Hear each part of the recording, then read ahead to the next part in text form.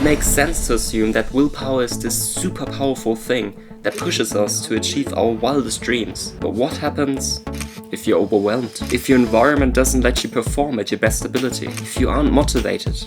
Or to simply put it, what if willpower isn't your limiting factor? In this video I will explain how willpower is limiting yourself, what to do if you're not naturally motivated, and how to perform without ever needing to rely on your mind of steel again. Hi, my name is Marius and I help high performers create a system to increase their personal and professional focus, productivity and resilience. And we're getting started with problem number 1, willpower as a limiting resource. There's something called decision fatigue, which means that every decision that you make in a day takes a little bit of energy away from you. Personal decisions, for example, are: what am I wearing today? What am I cooking this evening? Do I need to go shopping today? Well, professional examples are: should I be doing X now and Y later? Or does it make sense to start with the other task? Am I doing this right? The thing is, if your system is designed for you to try harder, you will eventually fail. Luckily, there is a solution to it, which would be to create systems that remove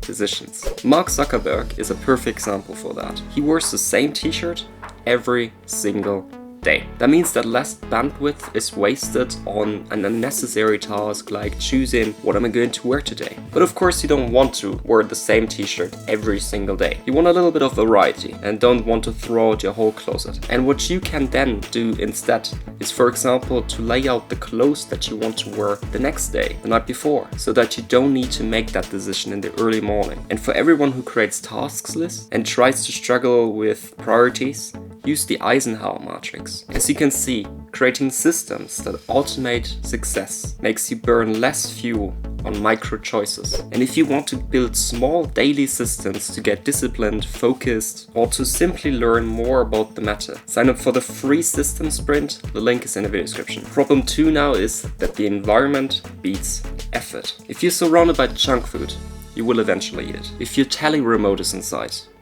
you will turn your telly on. And if your gym bag isn't packed, you won't go to the gym. So to summarize, if you set up friction, meaning to have to do an initial task before you get to the task that you want to do, then the threshold to do anything of value is just way higher and it's less likely for you to perform. Again, here, don't you worry, we have a solution, because consistency comes from design and not from motivation. And I give you an example here. If everything was in the perfect condition, meaning you'll be woken up daily, you get dressed, you get cooked for, you're driven to the gym, you even handed the weights, the likelihood for you to use them is pretty high. In other words, you would work out. But the thing is, you don't live such a perfect life. You live yours. What differentiates you and the most successful people isn't that you have more discipline, but that they have few opportunities to fail in a day. They've already removed the friction from their life, or have people who take care of that. Which means your job now is to create systems that as well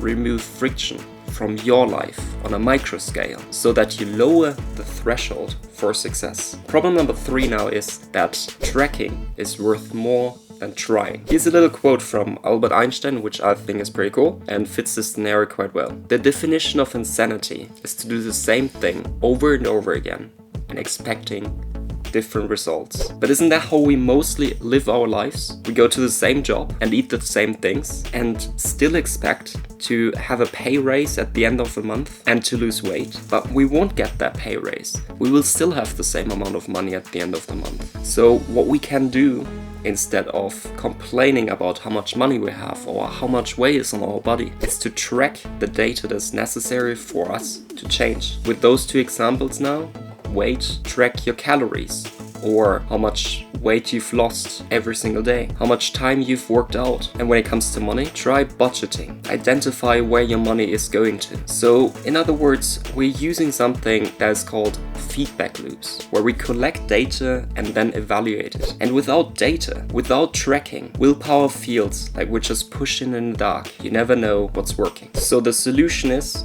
that systems scale, but willpower doesn't. If you want to build a business, wealth or fitness, you can't willpower your way to scaling, but instead you can create predictable, repeatable outcomes by collecting and evaluating data, which is called feedback loops. And that being said, thank you very much for watching. Watch this video up here in case you want to be consistent but don't have any motivation. And see you all next week. Goodbye.